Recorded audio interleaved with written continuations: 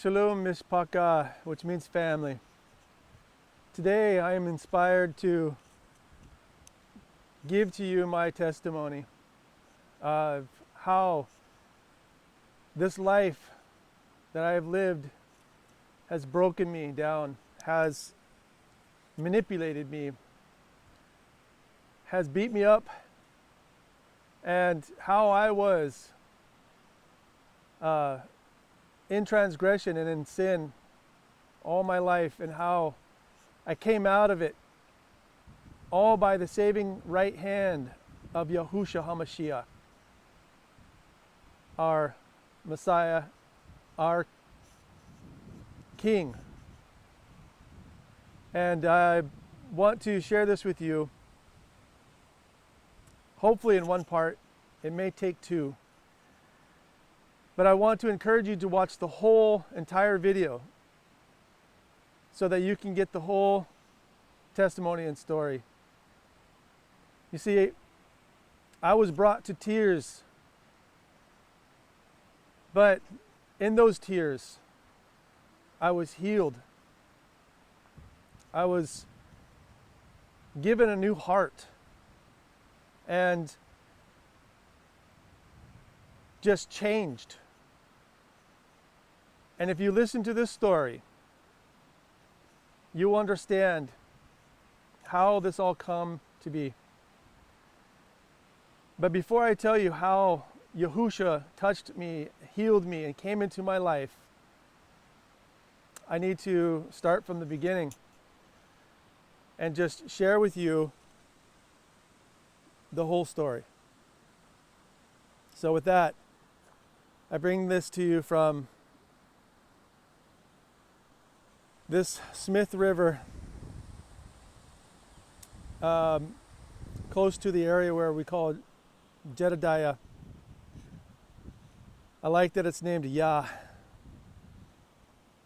And I want to go ahead and take a little seat over here.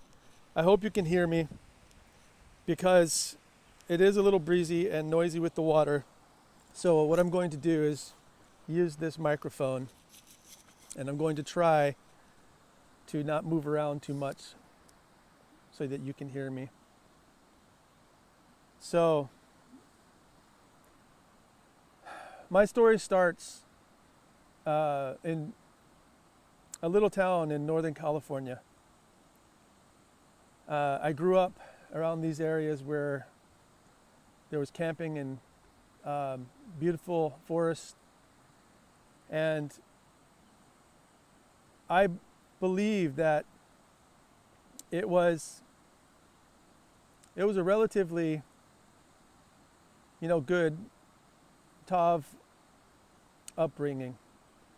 But there was a lot of drama filled in my life all the way up to the age of 15 when I moved away to Hawaii. And the reason I moved to Hawaii, I will let you know here in this story. You see,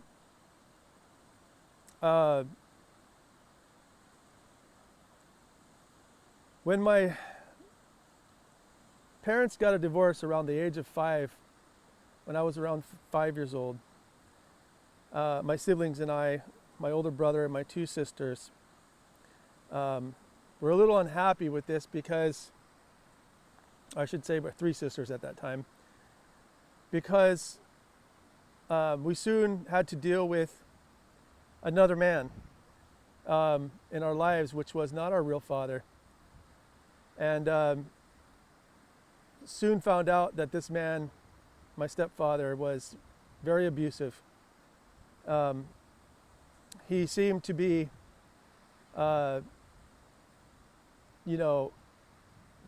right at the beginning, but as we learned about him, he had already left another family before he came to us of 5 children, which was really shocking when I found that out. But during the whole time that this happened, my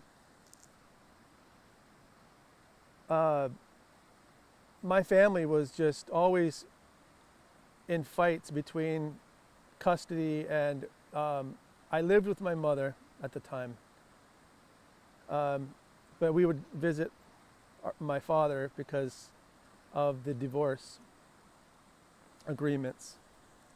And I remember my childhood so much in the way that there was always arguments and fights between my mother and my father over us and who was going to have them and what weekend and all of this. And it was quite the ordeal when I was younger. And then we moved around a lot with my stepfather. And I was from school system to school system, and everything was always changing for the first part of my life. And there was just a lot of, verbal abuse and all kinds of things that happened.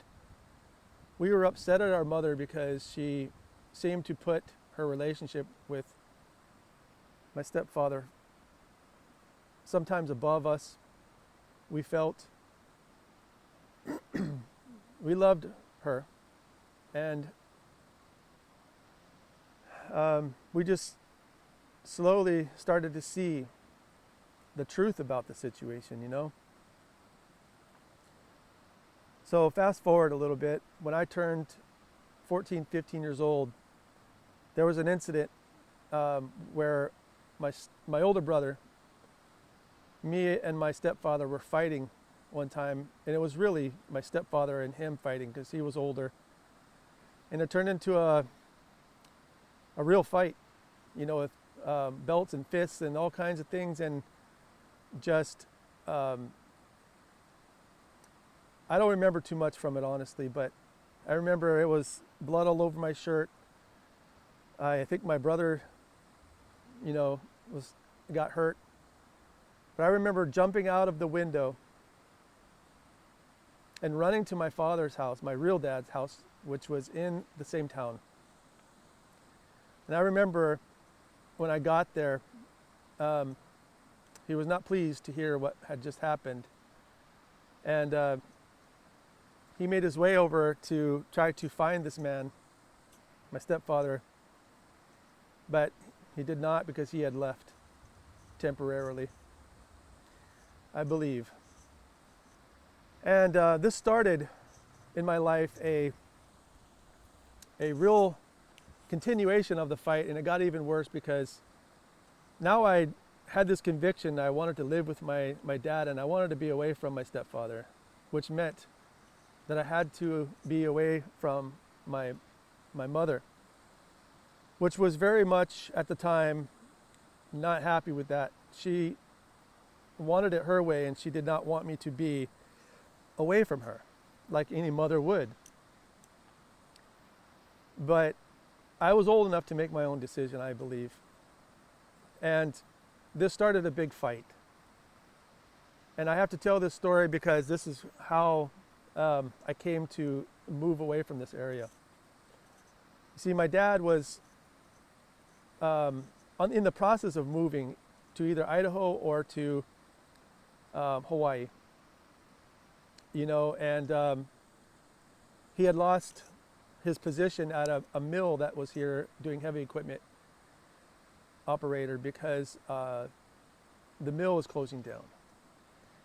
And so we went through this terrible fight between me. My other siblings stayed with my mother, even my older brother. But I went to go live with my father in Hawaii. But before I got there, we had to go through this terrible battle, this terrible custody battle. I'll spare you the details, but it was a very hard time in my life because my mother just would not let me go and live with my father. And I really wanted to do that at the time. And so it ended up being to where my dad did get the approval through court to have custody of me to where I could go to Hawaii. And so when we moved to Hawaii, now being with my real dad and my stepmother,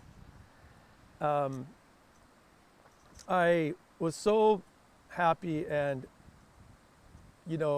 in shalom, because first of all, I was able to get away from all the drama. I was able to get away and just be with my dad in a new place. And I loved that we were going to Hawaii because I was a surfer from California, and I just like, this is great.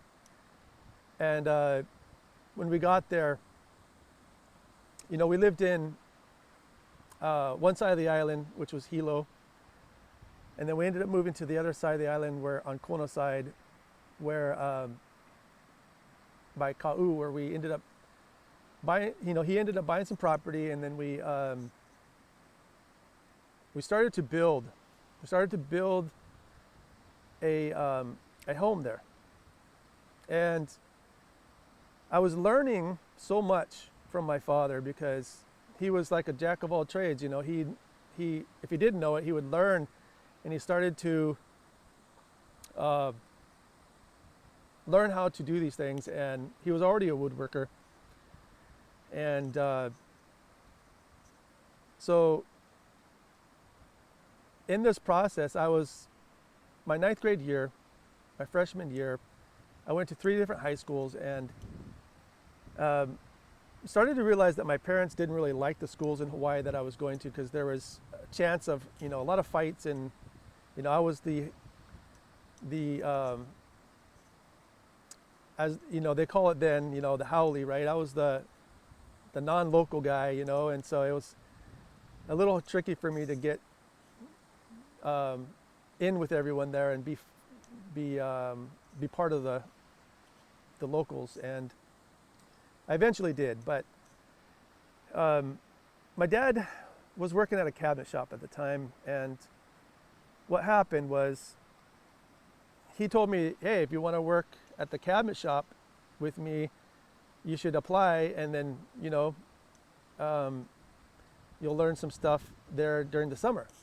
And so I did, and I loved it so much that I basically I just wanted to keep working. This was after my 9th grade year, and knowing this, my because we lived off grid in a way, and we were building this house. We were living in an army tent, which was amazing, for about 14 months, I believe it was. We lived in this huge army tent. We made our own makeshift kitchen, and it was just a really cool experience, building this house. And so my dad asked me if I wanted to just keep working, and then I would do home studies through like I think it was like American School or something. And basically my mother would turn into my stepmother would turn into like my teacher. So I did that for a while. I was kind of self-taught, honestly, for a while. But I did a lot of just hands-on stuff, and I worked at this cabinet shop.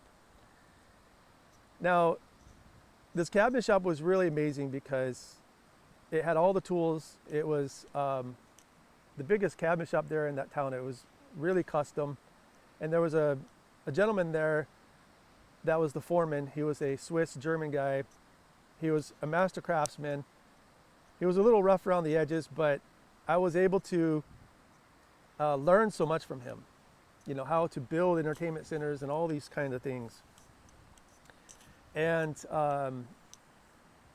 so during this process, my parents, I grew up over there in the process of this about 8 years, and I ended up staying at this cabinet shop for, like I said, 8 years, and they ended up moving away because I eventually got my own place.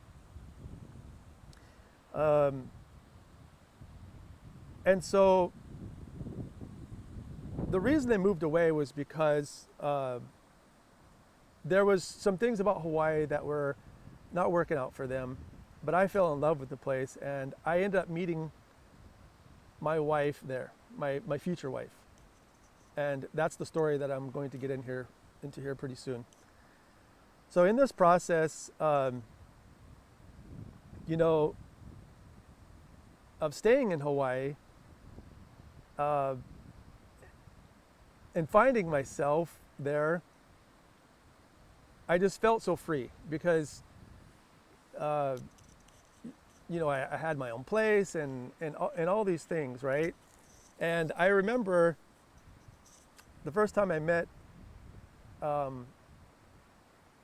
my wife, the only wife I've had, my ex-wife. I saw her in a grocery store of all places one day, and we were kind of looking at each other, and we caught each other's eyes, and I just thought she was beautiful. And I remember just hoping and wishing that I will see her again, you know. So for the next several months, I remember I would see her here, or she'd see me there. I'd walk across the street and she would drive by in this small town we were in. And I never did really get to talk to her. Sorry. And so one day I was going through a drive-through of all places, which I don't do anymore. I don't go through like fast food places anymore.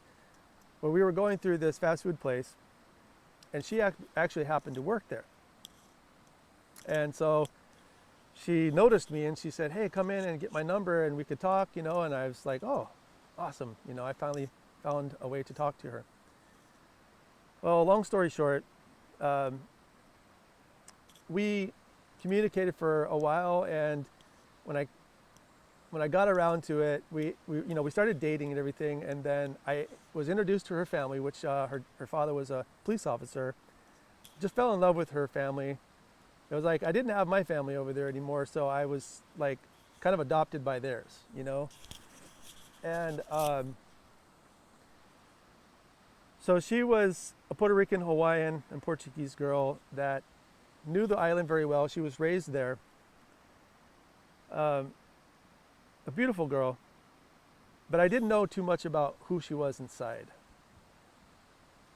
She was sweet in many ways. And you never really truly know someone until you live with them, right? So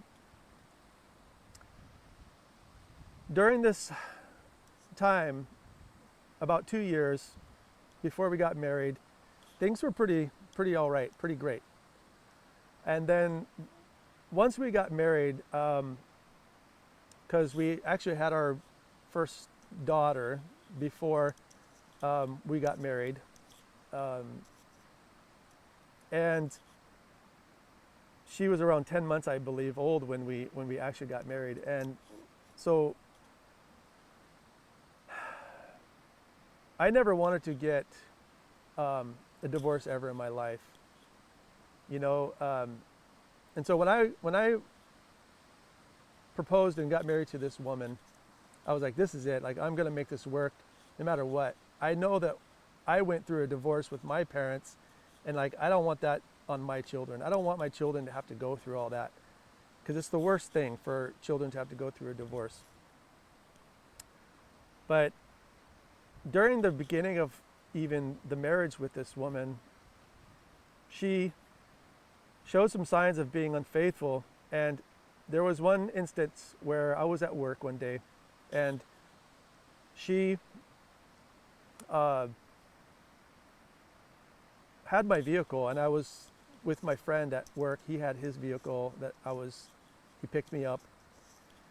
And I got this call from my neighbor saying, "I don't know how to tell you this, man, but there's this guy that comes over to your house whenever you're gone, when you're at work.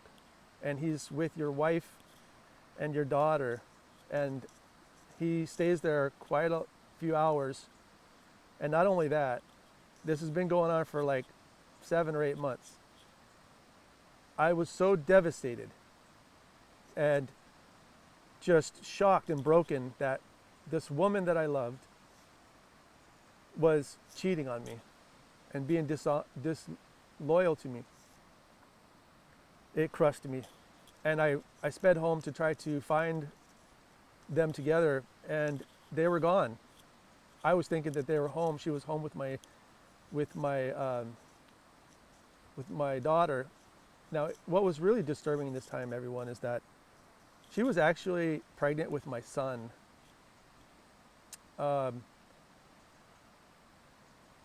When this was all happening.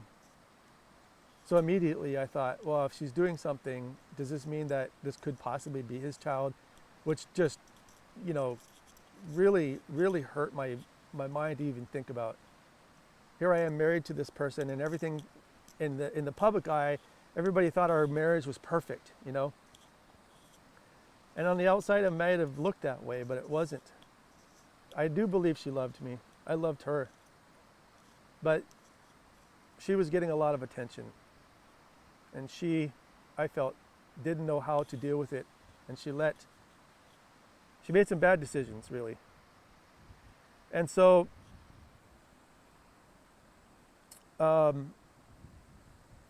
without making this too long, I got into this situation where I was like, well, I'm not going to stay here. I didn't want to break up with her, but I felt like I had to make a stand, and I told her, I said, hey, unless you change, I'm going to take the children. I'm going to move back to California, and I'm going to leave you. I didn't know that if I could do that or not, but I was just like kind of threatening her, And she was like, no, and she wanted to make it work. So we both ended up moving to the mainland for about 10 months. And I was here back in this town for a little while. I introduced her to my family here. There were some good things that happened, but then there were some bad things that happened too. And we ended up moving back to Hawaii. I'm going to spare all the things that happened here for sake of time. But when we moved back to Hawaii, I bought a house, and things were seeming to be better. I got a job at a different cabinet shop where I was kind of like a foreman even, a supervisor. And what happened was, there's a lot of things that have happened in between. I can't explain all the things, but she was still doing these same things, being dishonest and disloyal. And I was always giving her a chance because I was like, I don't want to fail this marriage. I want to keep giving her tries and chances, and I just didn't want to do this to my children, and so eventually, after so many different times of these experiences, I finally at one point just drew the line in the sand, and I told her that I couldn't do it anymore. And once I think I told her that, she just basically set herself against me. There are so many dark things that happened to me when I was with her because of the people that we got involved with. And she was attracted to vanity and modeling and all kinds of things that kind of led her astray, because there were some people that we got involved with that were, I feel, very evil. They were very wealthy, but they were also con artists. And I witnessed so many terrible things that she did. She went and would go and leave me and the children for, like, in one instance, she left the children and I for 5 days. We didn't know where she was. She went to Oahu and was going to strip clubs and all kinds of things with these people. And these people were coercing her against me, I believe. So I went through a lot of drama, even though I didn't want to, with my own family. And I wasn't perfect. You know, there's things that I regret also. But I noticed that there was a side of her where it was all about her. You know, she seemed very sweet and innocent, but she was really, honestly, narcissistic, and I didn't even know what that was at the time, but I found out that she was very much self-centered and very, very much lacking empathy. She didn't really care for me. It was like she was using me to have the children, to have status, to have all of these things, but yet she would go and do whatever she wanted on the side. And yet I was here trying to give her a house with a picket fence and a vehicle, and I was loyal to her. I never cheated on her. And my children went through pretty much, you know, a lot of drama in the same way, because they had to hear us. We tried not to most of the time, but there was times when we were fighting and they had to witness this. And it was terrifying, and I mean, it was horrible to go through, because I just never wanted it to happen that way, you know? And so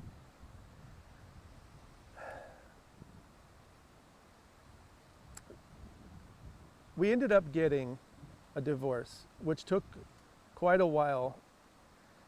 And once we were separated, the children would come back and forth between her and I. 1 week with me, 1 week with her.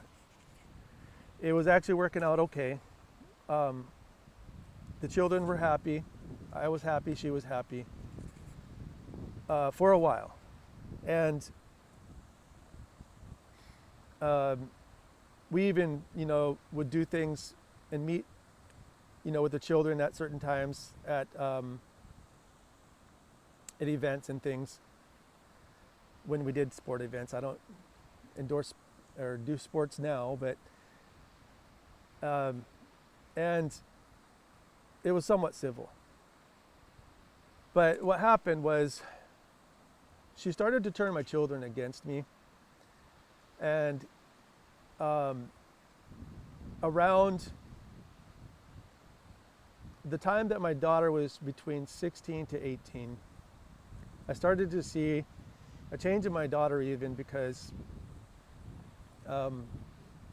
she would go back and forth between her mother and I, but she really had two lives, because she had things at my house and things at her house. And I love my daughter so much, but I saw that she was being, I feel manipulated by her mother to think that I was the bad guy. And when she turned 18, after a birthday event that I had taken her to just weeks before, where she was happy and there was no sign of her being unhappy, I took her to the Hilton and celebrated her birthday. The very next weekend, she called me and she said, "Dad, I'm going to live with Mom now, and I'm not going to live with you anymore, and I'm going to come over when I want to come over." But I felt in my heart that she was doing this like she was being told to do this, you know, like her mother was telling her to do this. And I didn't know at the time, but they had made a plan against me. And soon after that, they filed a TRO against me, which is a temporary restraining order. I didn't even know what it was for. It was not verbal, it was not abusive reasons. It was for, they say, verbal abusiveness, which I was not verbally abusive to them, my children. I loved my children. I was a very, you know, caring father. And I was shocked once again, because now, not only was my ex-wife doing all that she did before to me, but she was trying to also now take my children away from me. Now they claim that I was, being harsh to my children or yelling at them and all this, but a father is supposed to discipline their children, to tell them to do their homework and to try to, treat them right from wrong. So when they were at my house, they would get that kind of discipline and that kind of structure.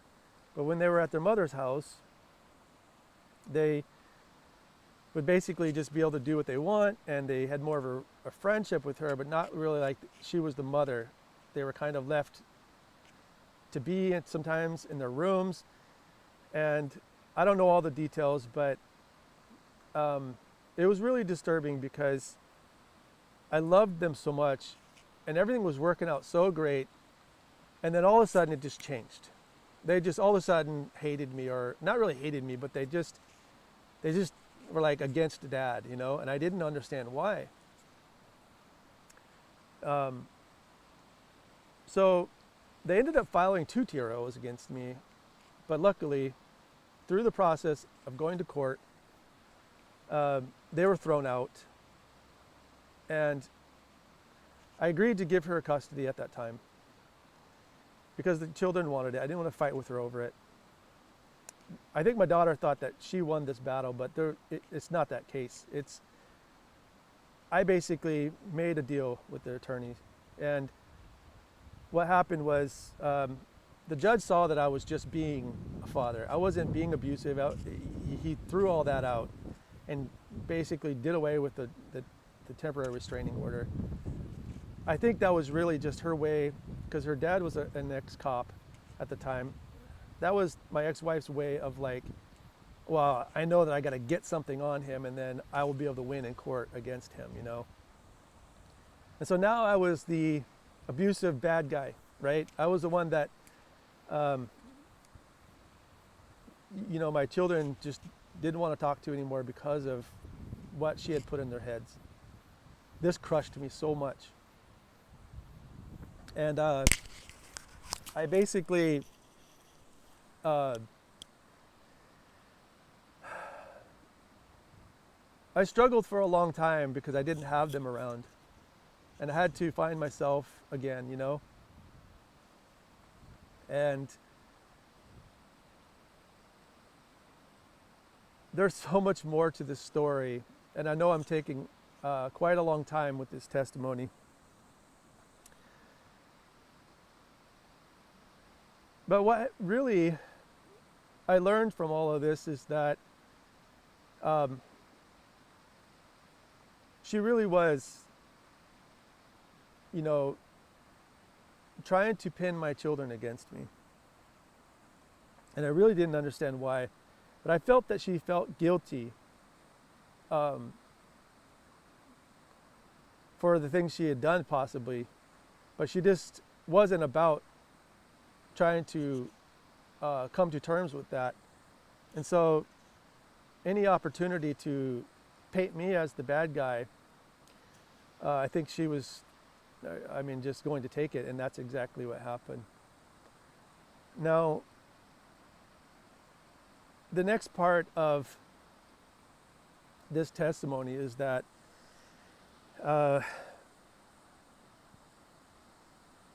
once the children were now living with their mother full time, I had no choice but to move on with my life. I had no choice but to just continue working. So now I'm in this 3-bedroom house all by myself, and I just started searching out the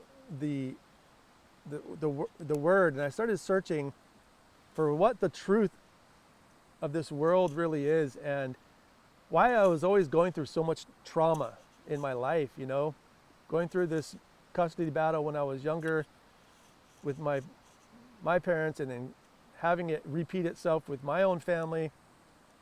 And so I was just getting by, but I was really unhappy because I missed my children so much. And they wouldn't talk to me. They wouldn't call me for, and this has been now this way for like several years now. I mean, even 5 years. I've talked to my daughter a few times and texted her, and she's texted back. There's been different times when she's come around here and there. But my son, still to this day, will not talk to me.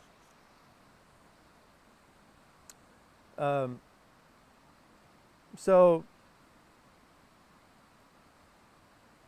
I know that there could have been things that I upset them with. There could have been things that, even though I feel that it was their mother that coerced them into all of these things, I could have done some things better. I could have, sat them down and tried to figure out these things a little more. And it was hard because I didn't want them to feel like, they were between us, And so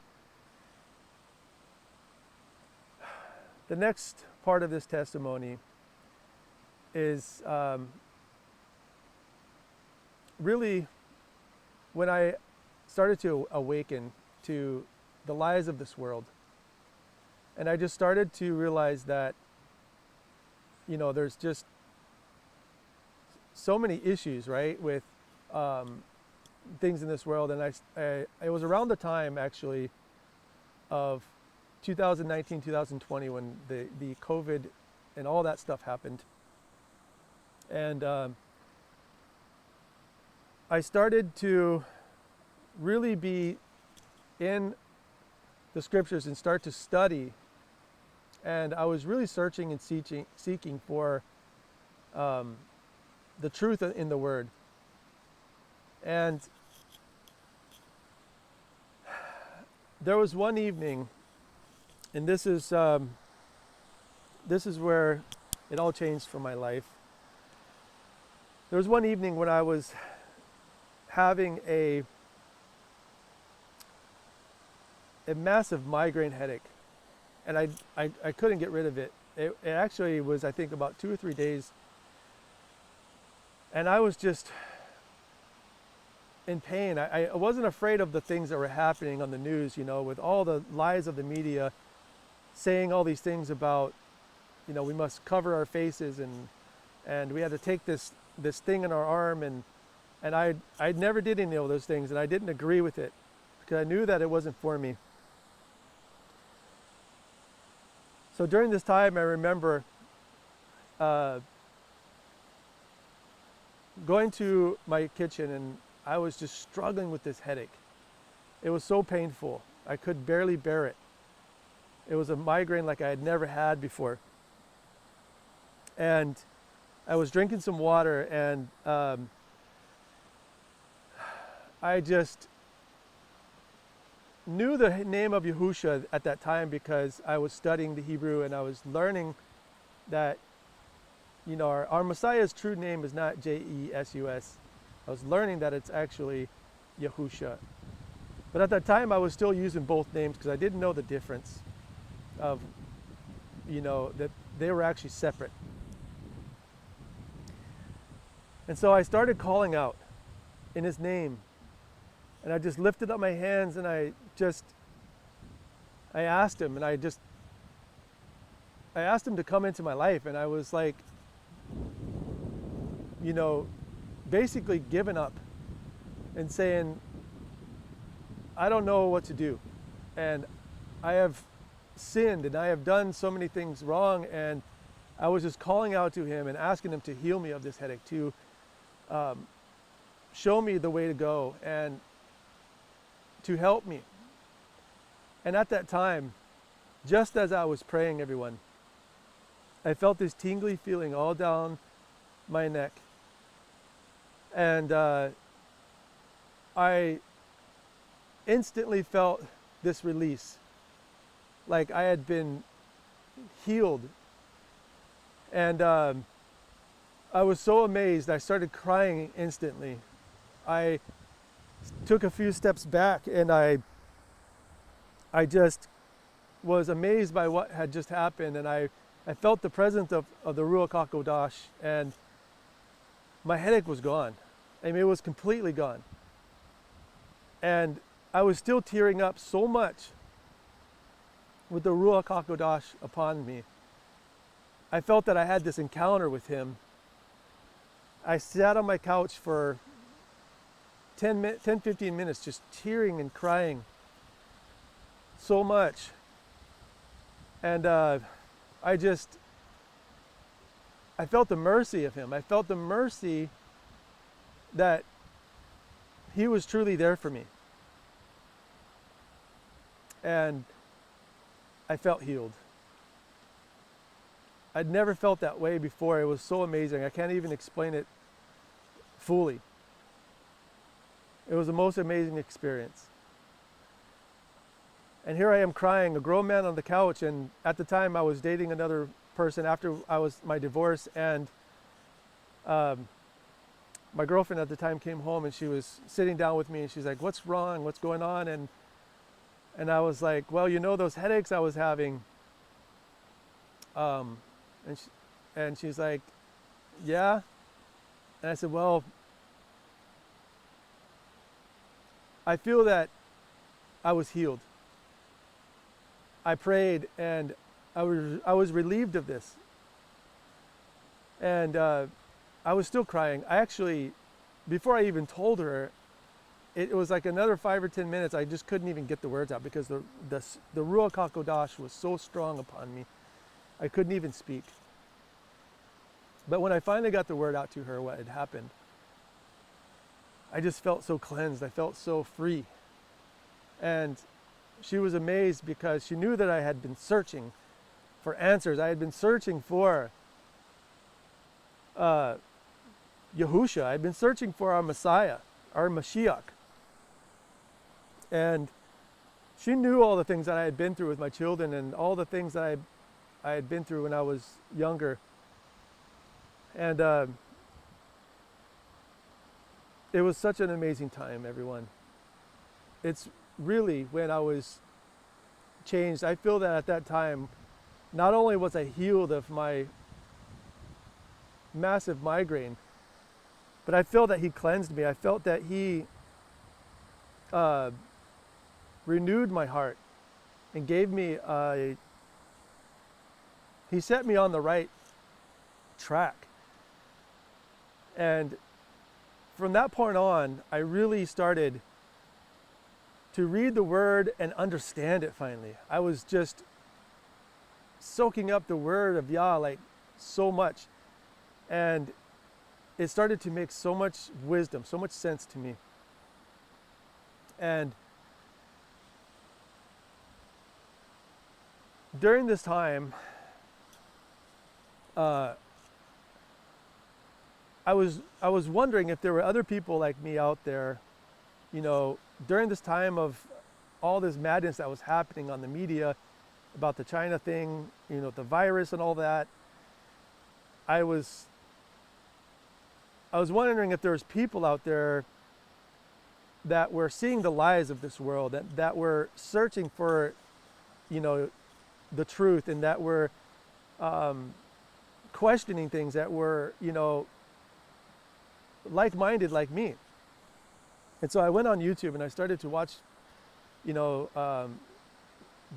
scripture teachings and different teachings from people, and I was just learning and actually too, Yah was really teaching me His word so much. I mean, I was more than anything, because I wasn't really even on the phone then that much.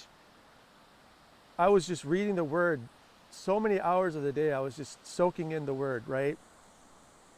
And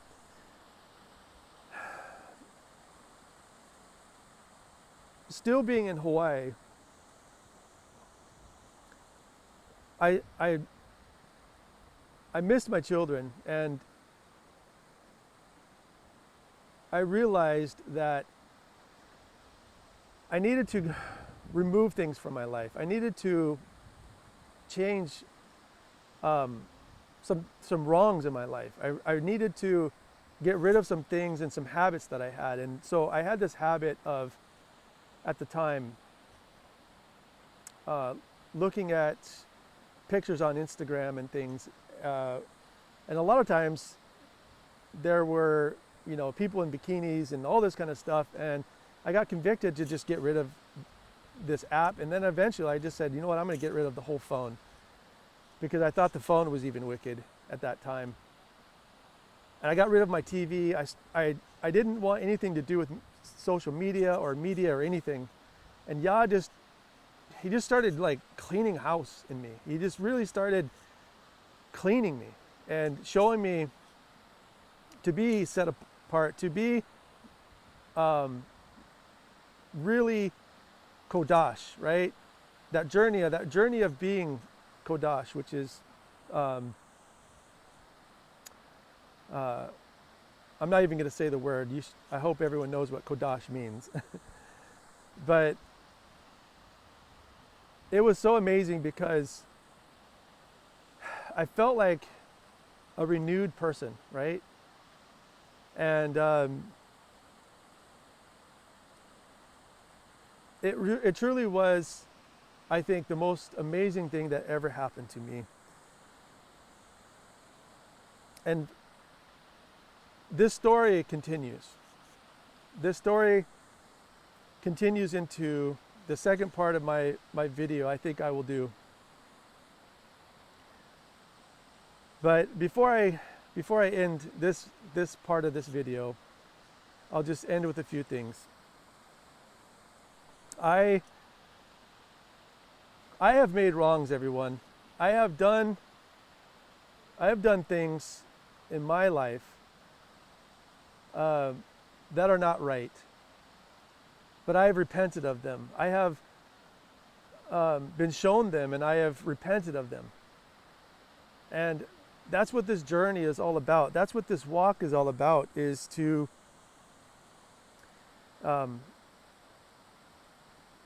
really see the wrongs that we've done, and when we are brought low and we are just broken, we have that opportunity and that chance to call out to him. And it's so important that we do, because he is the one that is our Redeemer. He is the one, our Yahusha is the one that is our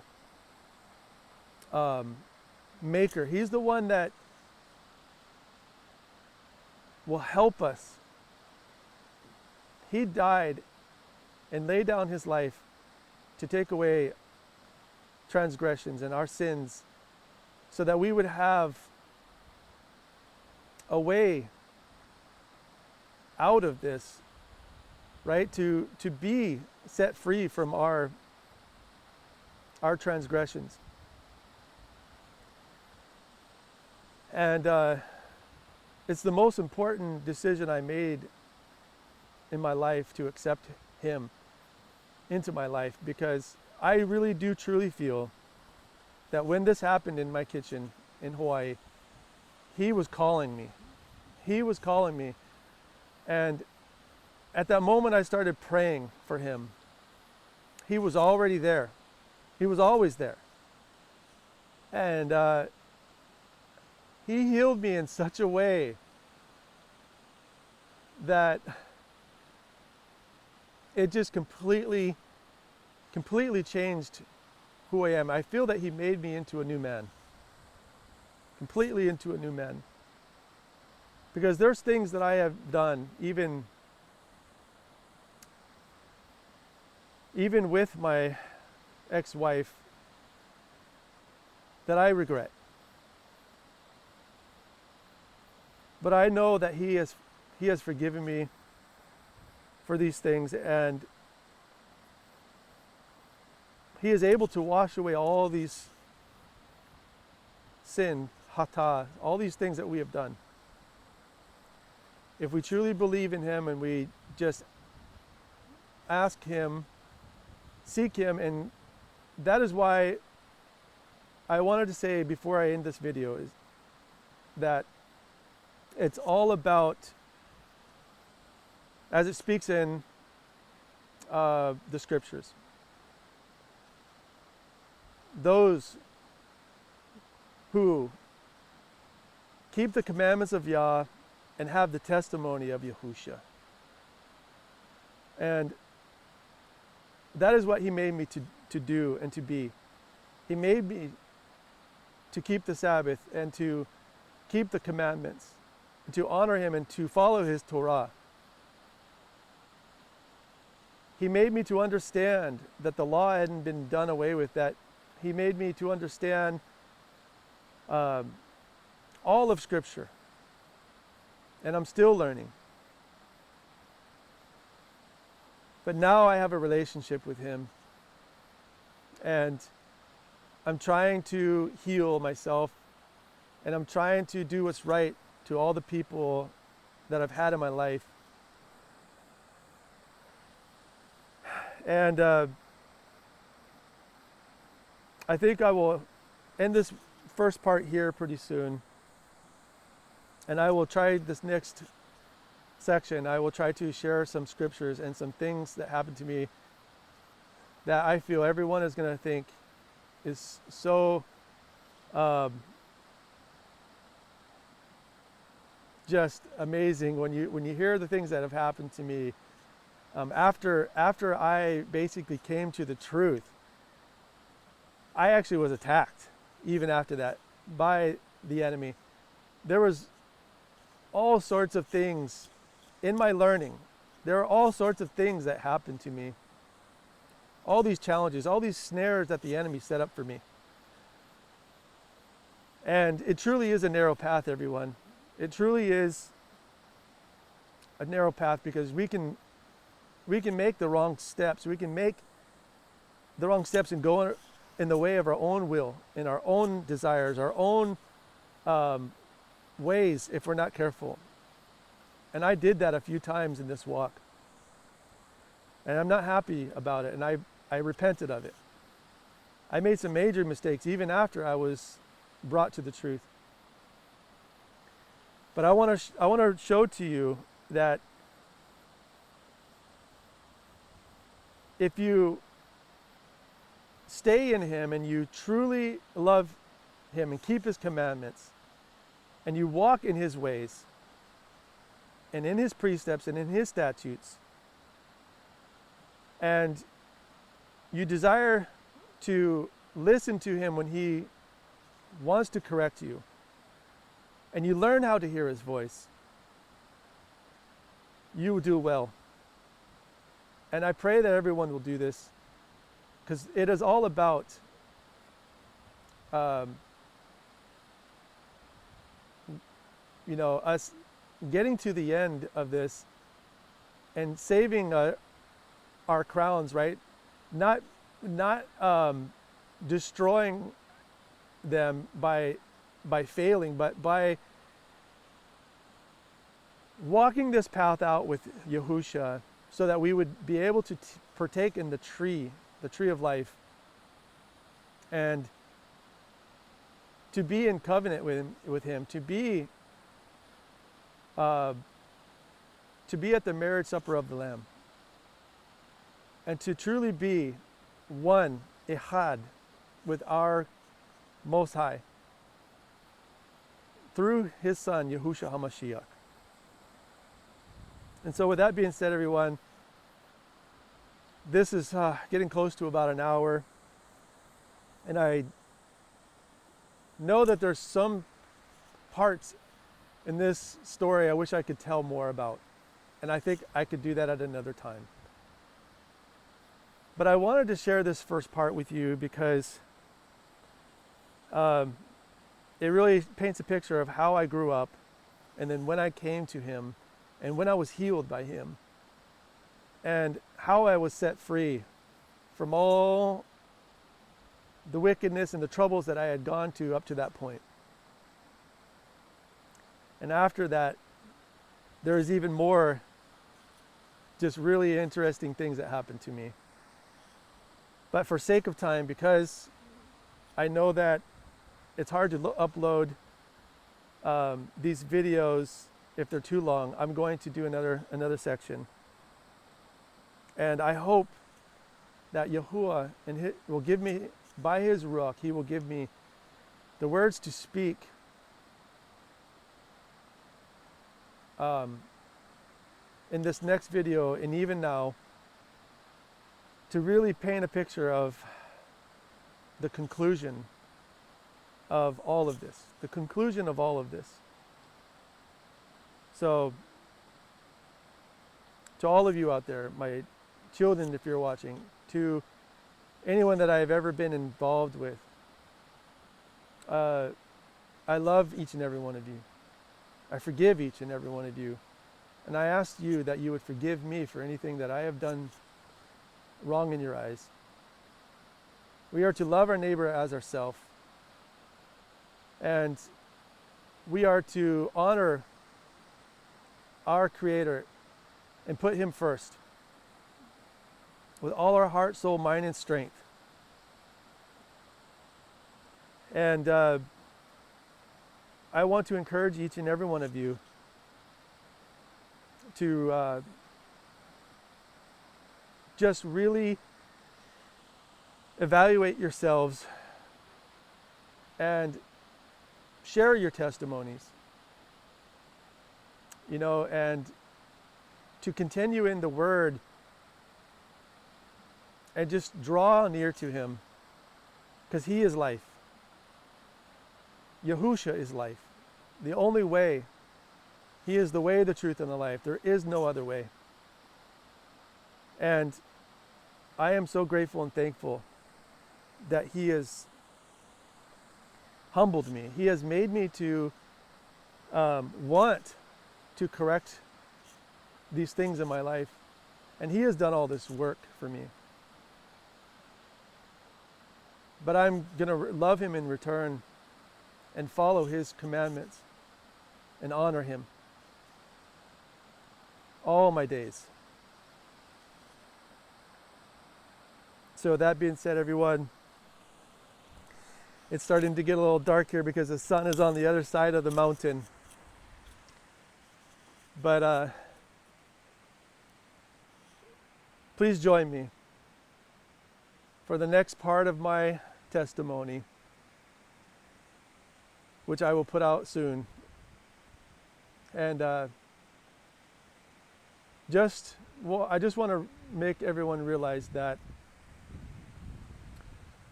this journey is not easy. You will be put through a fire. You will be